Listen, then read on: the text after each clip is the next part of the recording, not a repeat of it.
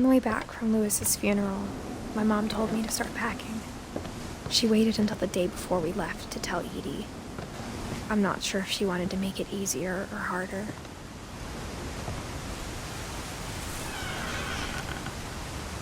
I wish we'd stayed.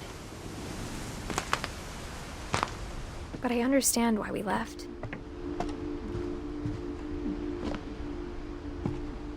What happened that night had been coming for a long time.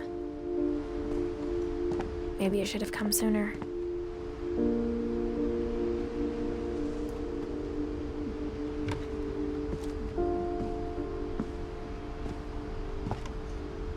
But it had to end one way or another.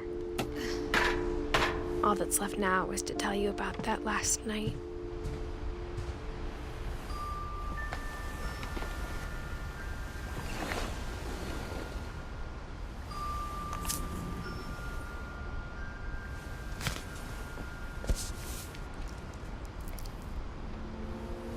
That whole last day, Edie just watched us pack and didn't say a word. Until supper, when she raised her glass and said, "To our final night together, and all our final nights apart." Grandma, you know what I said about alcohol. Some of your medications are very Edith, specific. I left a present for you in the hallway.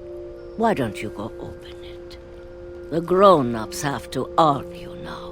I'm sorry, you're right. We're all leaving tomorrow. Let's just enjoy our last... I'm not leaving. Edith, you're excused.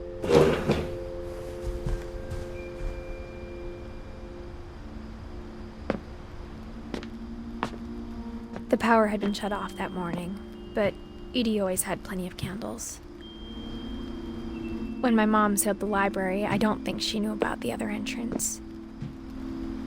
Or that Edie had a key to it.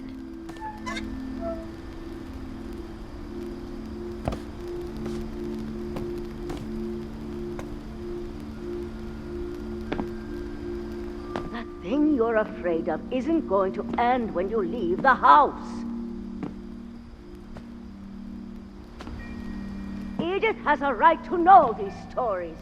My children are dead because of your stories. I think it's best if Edith and I leave tonight. We'll have the nursing home send a van for you in the morning, okay? Dear Edith, there's so many stories I wish I could tell you, but there's only time for one. This is about what happened on the night you were born. That night, the tide went way, way out.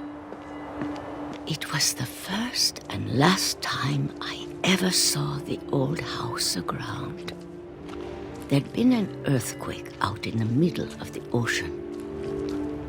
They called it the lowest tide in 1,000 years. God, it smelled awful. You know, I've seen that house every day of my life.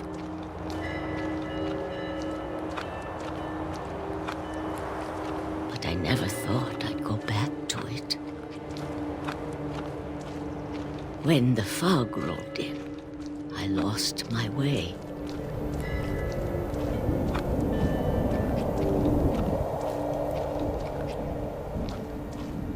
I got turned around.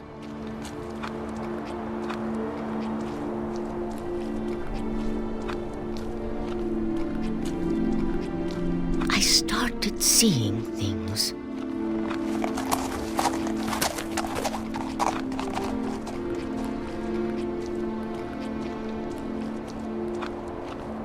Things I'd forgotten had ever existed.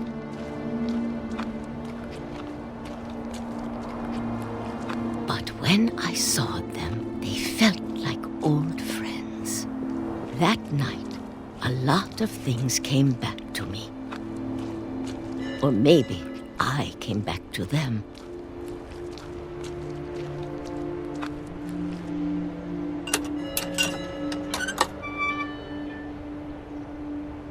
Things I can't explain, but that I need you to try and... Edith, what are you doing in here? It's mine! Edith! Mom, you're gonna rip it! Let go! I kicked and screamed, but Mom dragged me to the car. I never saw Great-Grandma Edie again. The next morning, the van came to pick her up, but she was already gone.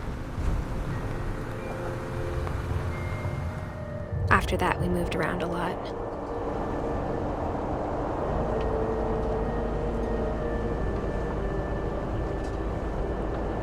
We both tried to make the best of it.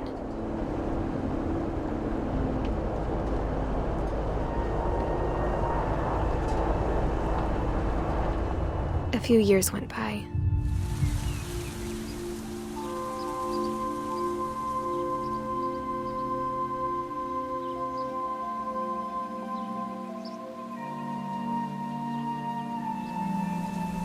My mom didn't like to talk about it,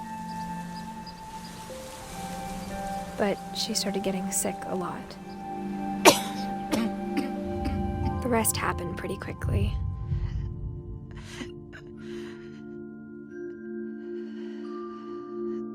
She got better for a while, and then she didn't.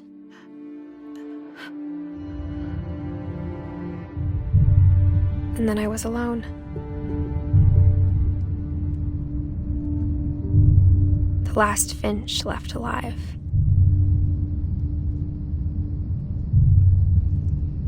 Until I found out about you. I'm still not sure what to tell you about all this. If we lived forever, maybe we'd have time to understand things. But as it is, I think the best we can do is try to open our eyes. And appreciate how strange and brief all of this is. This journal was supposed to be for you. But now I hope you'll never see it. I just want to meet you and tell you all these stories myself. But I guess if you're reading this now, things didn't work out that way.